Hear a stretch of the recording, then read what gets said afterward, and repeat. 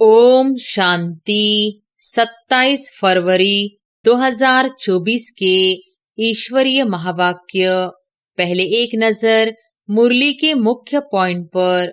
बाबा ने कहा, तुम बच्चों की पक्की आदत पड़ जानी चाहिए कि हम आत्मा है। बाप हम आत्माओं को सुनाते हैं, यह बुद्धि से समझना है। बाप तुम बच्चों को अलफ और बे समझा रहे हैं। आत्मा को बाप की याद भूल नहीं सकती। आत्मा अविनाशी है तो याद भी अविनाशी रहती है। गाते हैं अल्लाह मियाँ ने ऐसे कहा था, परंतु वह कौन है, क्या कहते हैं, यह कुछ भी नहीं जानते। क्राइस्ट बौद्ध जो आते हैं उनके पीछे सबको उतरना है, चढ़ने की बात नहीं। बाप ही आकर सबको चढ़ाते हैं। सर्व का सद्गति दाता एक है। और फिर बाबा ने कहा, मेहनत करनी है, रत्न निकालना है। इसलिए बाबा कहते हैं, विचार सागर मंथन करके लिखो, फिर पढ़ो कि क्या क्या मिस हुआ। ड्रामा में दुख सुख का खेल तो सभी के लिए है। दुख से भी सुख जास्ती है। कमाल है बेहद की बाप की, जो तुमको परिजादा बनाते हैं। पढ़ाई से तुम परी बनते हो।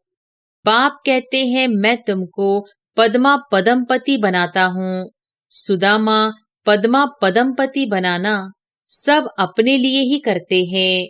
और फिर लास्ट में बाबा ने कहा, देवी देवता धर्म वाले ही भगवान को नहीं जानते हैं, तो जो पीछे आते हैं वह क्या जाने। यहाँ बहुत साइलेंस होनी चाहिए। यह है होलीएस्ट ऑफ होली क्लास, जहाँ शांति में तुम बाप को याद करते हो। आकाशवाणी कहते हैं, परंतु अर्थ नहीं समझते। सच्ची आकाशवाणी तो यह है जो बाप ऊपर से आकर इस गौमुख द्वारा सुनाते हैं। इस मुख द्वारा वाणी निकलती है। योग बल से तुम विश्व की बादशाही लेते हो, शारीरिक बल से विश्व का विनाश होता है। और अब सुनते हैं महावाक्यों को विस्तार से। मुरली का सार। मीठे बच्चे सदा बाप की याद का चिंतन और ज्ञान का विचार सागर मंथन करो, तो नई नई पॉइंट्स निकलती रहेगी, खुशी में रहेंगे। प्रश्न है, इस ड्रामा में सबसे बड़े ते बड़ी कमाल किसकी है और क्यों? उत्तर है, सबसे बड़ी कमाल है शिव बाबा की, क्योंकि वह तुम्हें सेकंड में परिजादा बना देते हैं। ऐसी पढ़ाई पढ़ाते हैं जिससे तुम मनुष्य से देवता बन जाते हो। दुनिया में ऐसी पढ़ाई बाप के सिवाय और कोई पढ़ा नहीं सकता। ज्ञान का तीसरा नेत्र दे, अंधियारे से रोशनी में ले आना, ठोकर खाने से बचा देना, यह बाप का काम है। इसलिए उन जैसी कमाल का वंडरफुल कार्य कोई कर नहीं सकता। ओम शांति। रूहानी बाप रोज रोज बच्चों को समझाते हैं और बच्चे अपने को आत्मा समझ बाप से सुनते हैं। जैसे बाप गुप्त है, वैसे ज्ञान भी गुप्त है। किसको भी समझ में नहीं आता है कि आत्मा क्या है, परमपिता परमात्मा क्या है। तुम बच्चों की पक्की आदत पड़ जानी चाहिए कि हम आत्मा है। बाप हम आत्माओं को सुनाते हैं। यह बुद्धि से समझना है और एक्ट में आना है। बाकी धंधा आदि तो करना ही है। कोई बुलाएंगे तो जरूर नाम से बुलाएंगे। नाम रूप है तब तो बोल सकते हैं, कुछ भी कर सकते हैं। सिर्फ यह पक्का करना है कि हम आत्मा है। महिमा सारी निराकार की है। अगर साकार में देवताओं की महिमा है तो उन्हों को भी महिमा लायक बाप ने बनाया है। महिमा लायक थे, अब फिर बाप महिमा लायक बना रहे हैं। इसलिए निराकार की ही महिमा है। विचार किया जाता है बाप की कितनी महिमा है और कितनी उनकी सर्विस है। वह समर्थ है, वह सब कुछ कर सकते हैं। हम तो बहुत थोड़ी महिमा करते हैं। महिमा तो उनकी बहुत है। मुसलमान लोग भी कहते हैं अल्लाह मियाँ ने ऐसे फरमाया। अब फरमाया किसके आगे? बच्चों के आगे फरमाते हैं जो तुम मनुष्य से देवता बनते हो। अल्लाह मियाँ ने किसके प्रति तो फरमाया होगा ना। तुम बच्चों को ही समझाते हैं जिसका कोई को पता ही नहीं। अभी तुमको पता पड़ा है, फिर यह नॉलेज ही गुम हो जाएगी।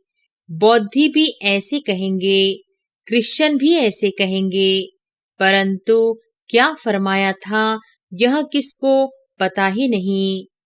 बाप तुम बच्चों को अलफ और बे समझा रहे हैं।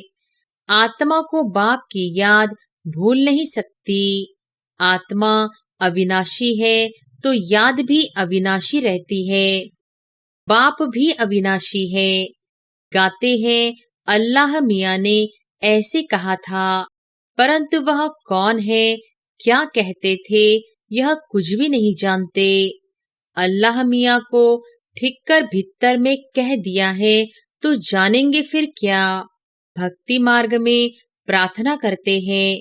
अब तुम समझते हो जो भी आते हैं उनको सतो रजो तमो में आना ही है। क्राइस्ट बौद्ध जो आते हैं उनके पीछे सबको उतरना है। चढ़ने की बात नहीं। बाप ही आकर सबको चढ़ाते हैं। सर्व का सदगति दाता एक है और कोई सदगति करने नहीं आते। समझो क्राइस्ट आया, किसको बैठ समझाएंगे।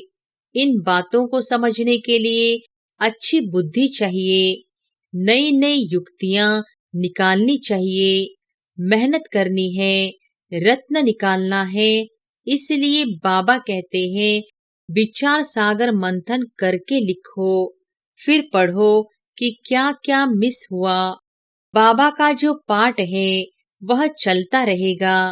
बाप कल्प पहले वाली नॉलेज सुनाते हैं। यह बच्चे जानते हैं कि जो धर्म स्थापन करने आते हैं उनके पीछे उनके धर्म वालों को भी नीचे उतरना है।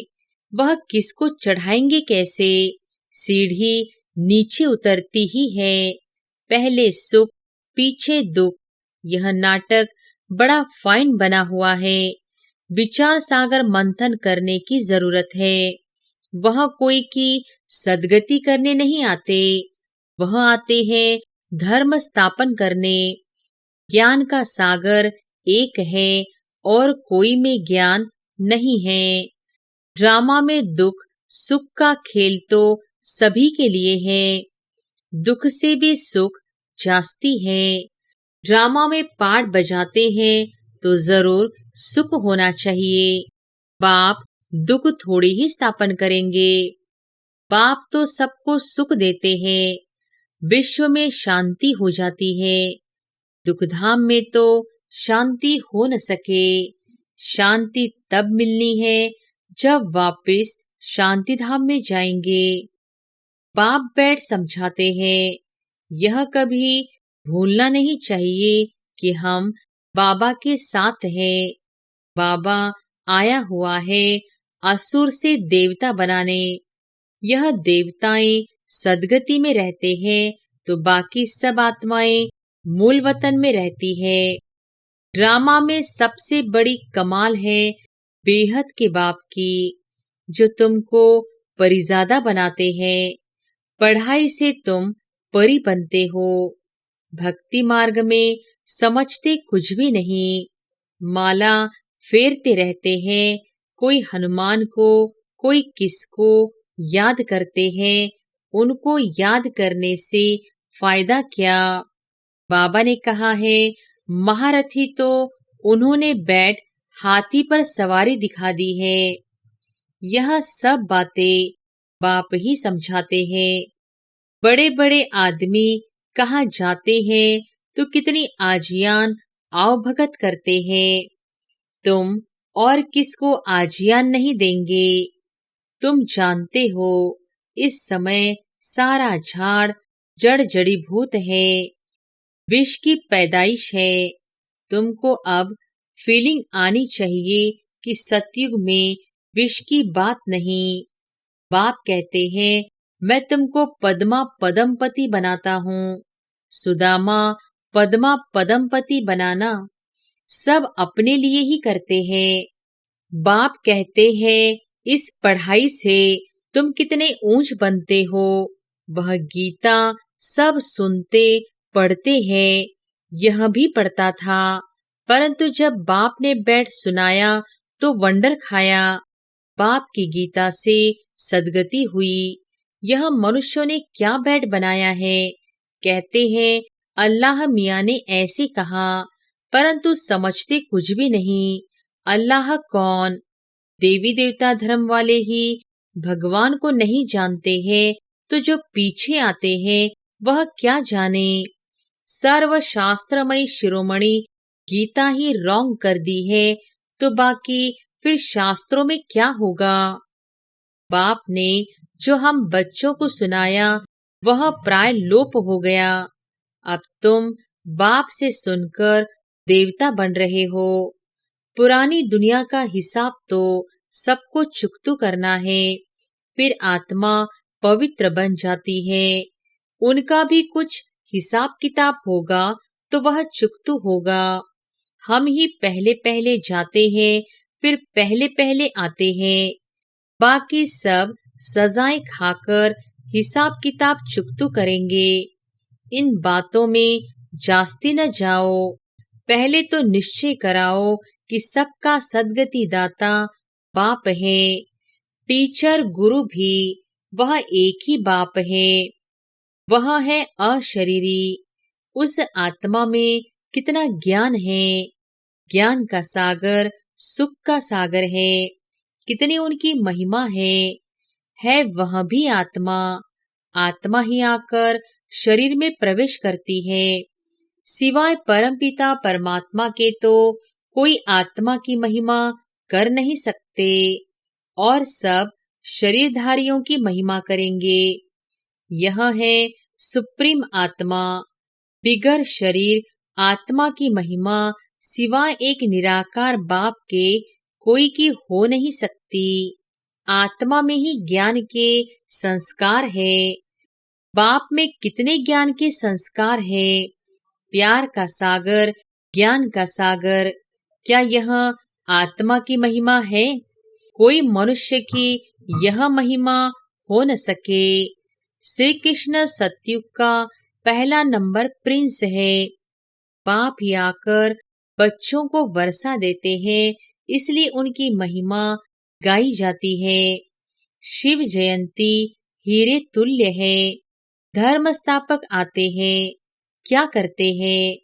समझो क्राइस्ट आया, उस समय क्रिश्चियन तो है नहीं। किसको क्या नॉलेज देंगे? करके कहेंगे अच्छी चलन चलो। यह तो बहुत मनुष्य समझाते रहते हैं, बाकी सदगति की नॉलेज कोई दे न सके। उनको अपना अपना पाठ मिला हुआ है। सतो रजो तमो में आना ही है। आने से ही क्रिश्चियन की चर्च कैसे बनेगी? जब बहुत होंगे, भक्ति शुरू होगी, तब चर्च बनाएंगे। उसमें बहुत पैसे चाहिए। लड़ाई में भी पैसे चाहिए। तो बाप समझाते हैं यह मनुष्य सृष्टि झाड़ है। झाड़ कभी लाखों वर्ष का होता है क्या? हिसाब नहीं बनता। बाप कहते हैं हे बच्चे, तुम कितने बेसमझ बन गए थे, अभी तुम समझदार बनते हो। पहले से ही तैयार होकर आते हो राज्य करने। वह तो अकेले आते हैं, फिर बाद में वृद्धि होती है। झाड़ का फाउंडेशन देवी देवता, उनसे फिर 3 ट्यूब निकलती है। फिर छोटे छोटे मठपंथ आते हैं। वृद्धि होती है, फिर उनकी कुछ महिमा हो जाती है, परंतु फायदा कुछ भी नहीं। सबको नीचे आना ही है। तुमको अभी सारी नॉलेज मिल रही है। कहते हैं गॉड इज नॉलेजफुल, परंतु नॉलेज क्या है यह किसको मालूम नहीं है। तुमको अभी नॉलेज मिल रही है। भाग्यशाली रथ तो जरूर चाहिए। बाप साधारण तन में आते हैं, तब यह भाग्यशाली बनते हैं। सतयुग में सब पद्मा पदम भाग्यशाली है। अब तुमको ज्ञान का तीसरा नेत्र मिलता है, जिससे तुम लक्ष्मी नारायण जैसे बनते हो। ज्ञान तो एक ही बार मिलता है। भक्ति में तो धक्के खाते हैं, अंधियारा है। ज्ञान है दिन, दिन में धक्के नहीं खाते। बाप कहते हैं भले घर में गीता पाठशाला खोलो। बहुत ऐसे हैं जो कहते हैं हम तो नहीं उठाते, दूसरों के लिए जगह देते हैं। यह भी अच्छा। यहाँ बहुत साइलेंस होनी चाहिए। यह है होलीएस्ट ऑफ होली क्लास, जहाँ शांति में तुम बाप को याद करते हो। हमको अब शांति धाम जाना है, इसलिए बाप को बहुत प्यार से याद करना है। सतयुग में 21 जन्म के लिए तुम सुख शांति दोनों पाते हो। बेहद का बाप है, बेहद का वर्षा देने वाला, तो ऐसे बाप को फॉलो करना चाहिए। अहंकार नहीं आना चाहिए, वह गिरा देता है। बहुत धैर्यवत अवस्था चाहिए, हठ नहीं। देह अभिमान को हठ कहा जाता है। बहुत मीठा बनना है। देवताएं कितने मीठे हैं, कितनी कशिश होती है। बाप तुमको ऐसा बनाते हैं, तो ऐसे बाप को कितना याद करना चाहिए। तो बच्चों को यह बातें बार बार सिमरन कर हर्षित होना चाहिए। इनको तो निश्चय है कि हम शरीर छोड़ यह लक्ष्मी नारायण बनेंगे। एम ऑब्जेक्ट का चित्र पहले पहले देखना चाहिए। वह तो पढ़ाने वाले देहधारी टीचर होते हैं। यहाँ पढ़ाने वाला निराकार बाप है, जो आत्माओं को पढ़ाते हैं। यह चिंतन करने से ही खुशी होती है। इनको यह नशा रहता होगा कि ब्रह्मा सो विष्णु, विष्णु सो ब्रह्मा कैसे बनते हैं। यह वंडरफुल बातें तुम ही सुनकर धारण कर फिर सुनाते हो। बाप तो सबको विश्व का मालिक बनाते हैं। बाकी यह समझ सकते हैं कि राजाई के लायक कौन कौन बनेंगे। बाप का फर्ज है बच्चों को ऊंचा उठाना। बाप सबको विश्व का मालिक बनाते हैं।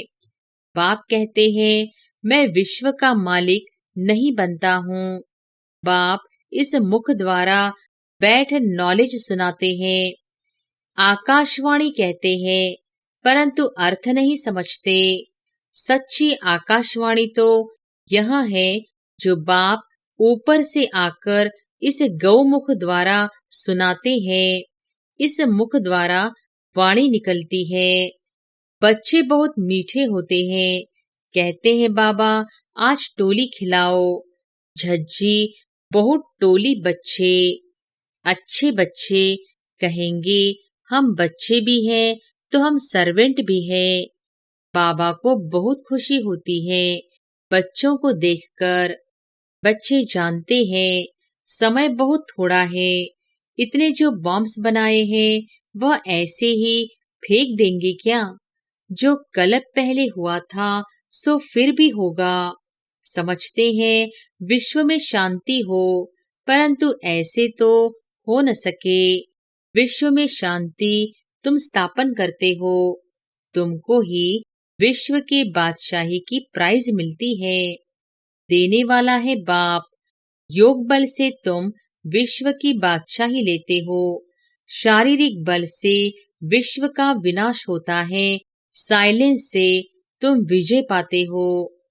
अच्छा, मीठे मीठे सिकिलधे बच्चों प्रति माता पिता बाप दादा का याद प्यार और गुड मॉर्निंग। रूहानी बाप की रूहानी बच्चों को नमस्ते। धारणा के लिए मुख्य सार। पहली पॉइंट, अपनी अवस्था बहुत धैर्यवत बनानी है। बाप को फॉलो करना है। किसी भी बात में अहंकार नहीं दिखाना है। देवताओं जैसा मीठा बनना है। दूसरी पॉइंट, सदा हर्षित रहने के लिए ज्ञान का सिमरन करते रहो। विचार सागर मंथन करो। हम भगवान के बच्चे भी हैं तो सर्वेंट भी है। इसी स्मृति से सेवा पर तत्पर रहो। वरदान है, मन मना भव के साथ मध्याजी भव के मंत्र स्वरूप में स्थित रहने वाले महान आत्मा भव। मन मना भव के साथ मध्याजी भव के मंत्र स्वरूप में स्थित रहने वाले महान आत्मा भव। आप बच्चों को मन मना भव के साथ मध्याजी भव का भी वरदान है। अपना स्वर्ग का स्वरूप स्मृति में रहे, इसको कहते हैं मध्याजी भव। जो अपने श्रेष्ठ प्राप्तियों के नशे में रहते हैं, वही मध्याजी भव के मंत्र स्वरूप में स्थित रह सकते हैं। जो मध्याजी भव है, वह मन मना भव तो होंगे ही।